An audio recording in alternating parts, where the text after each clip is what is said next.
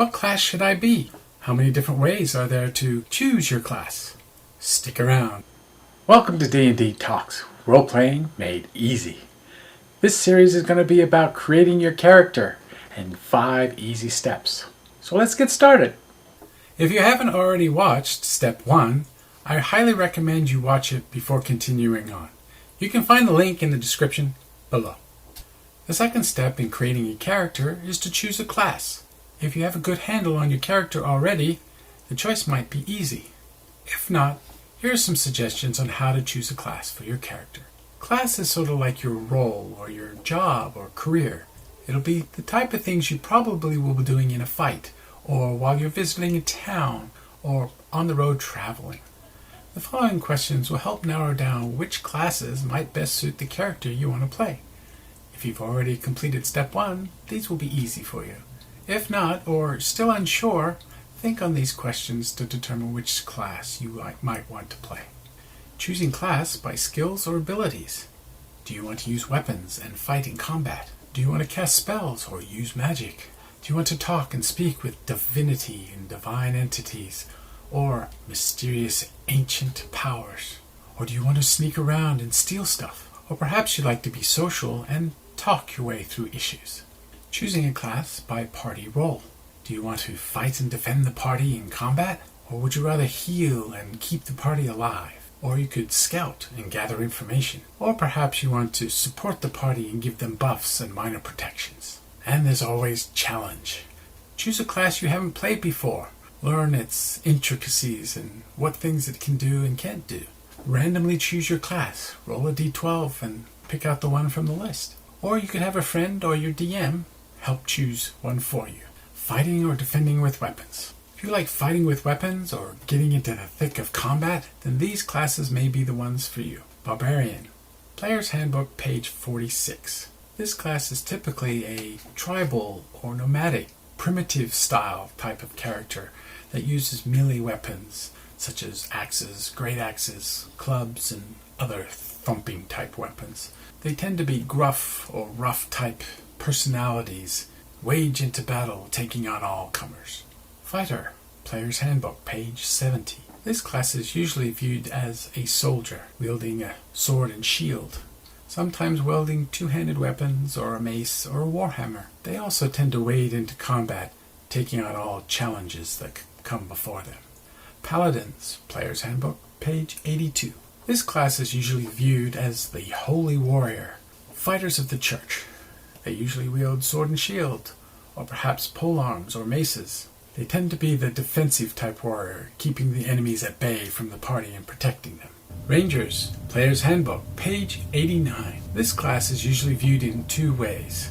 The first is as a ranged attacker, somebody who wields bows and arrows, and oftentimes is scouting ahead to gather information for the party. The other way to view this character is as a dual wielder. They usually wield 2 swords, and like fighters, wage into the combat and take on all enemies as they come. Rogue, Player's Handbook, page 94. Rogues are usually viewed as the sneaky assassin type, moving about the battlefield, wielding daggers and either throwing them from a distance or sneaking into attack from hiding or flanking positions, gaining advantage.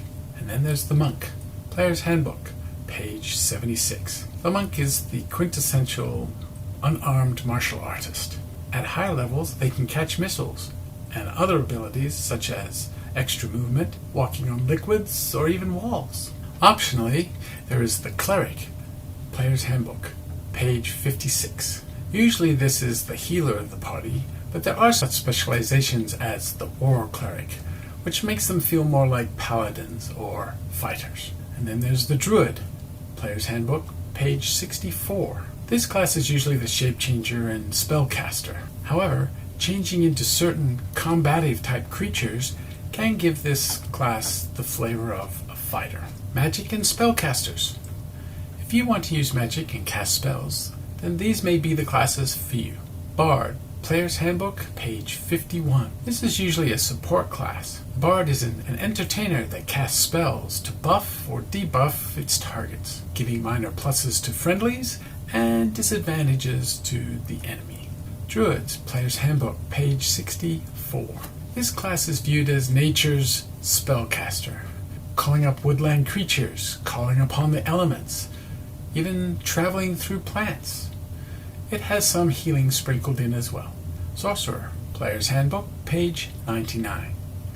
This class is viewed as the magical, mystical power being infused within their blood, drawing on this internal power to manifest their spells. Warlock, Player's Handbook, page 105. This class is usually known for making a pact with some greater power to fuel their magic ability. Some entities are infernal and demonic in nature. Others are mysterious, ancient, forgotten powers. Wizards, Player's Handbook, page 112. This is the quintessential spellcaster. If spells is all there is, then this is the class for you. They often give you the biggest, best, and most powerful spells in all of the game. Note, wizards are often a difficult class to play, for there's so many spells and things to learn and memorize.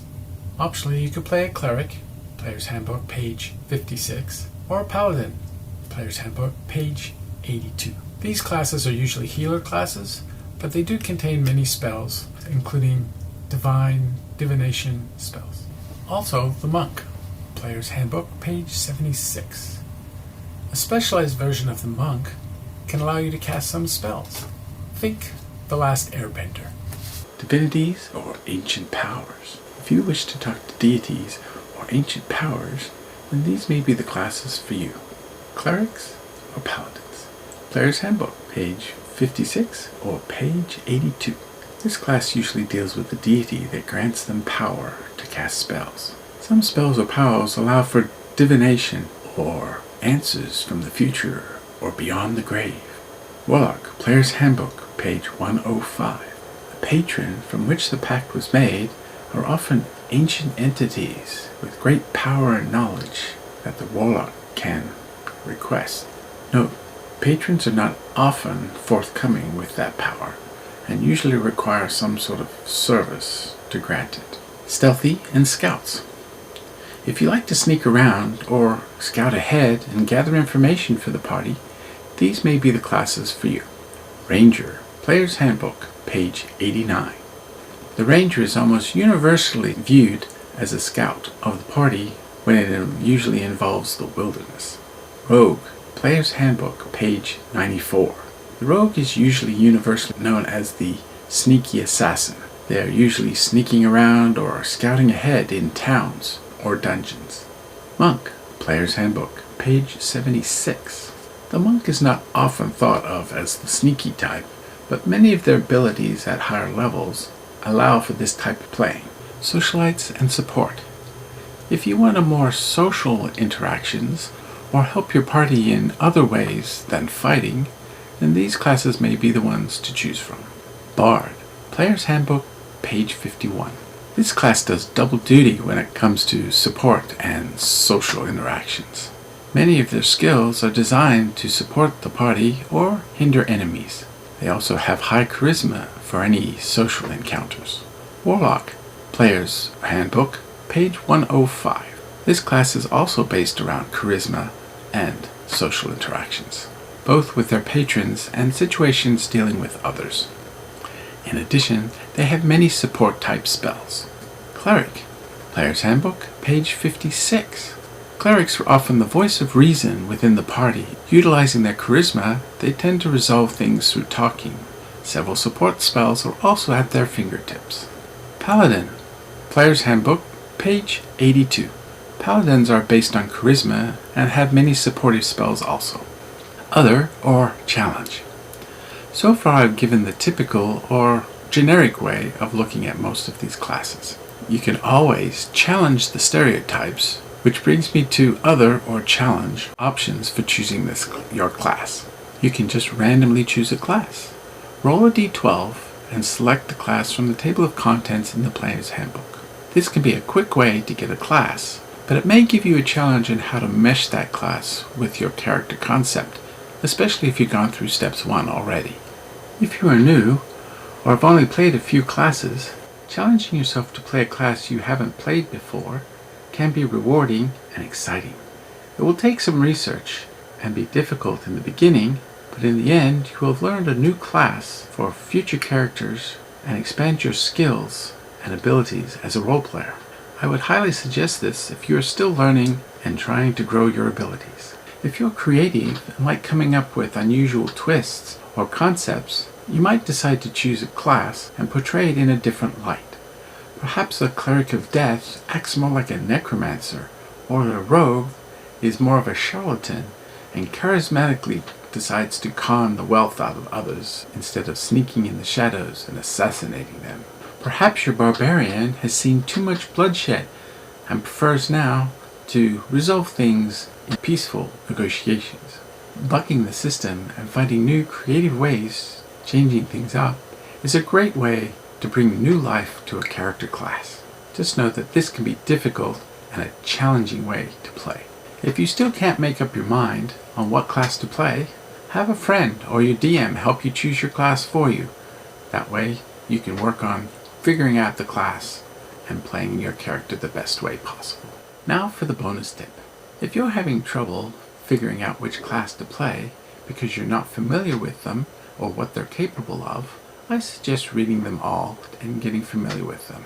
A good way to see if you understand what the class is about and what they're capable of is to try to give classes to other characters you see in books or movies. Robin Hood, for example, is pretty easy. He lives in the forest, he uses a bow, most likely a ranger. What about Batman? He fights criminals, so probably a fighter, right?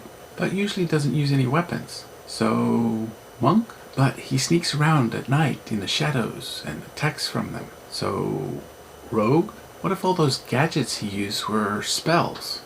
Maybe a wizard? Thinking this way can help you understand each class a little better. Try to create a Batman for each of the classes, just as an exercise. So if this content was helpful, please subscribe and hit the like button below. Also, if you have suggestions on how you choose a class, please leave a comment below. It may help others. Thanks for listening, and don't forget to find that link below for the next video.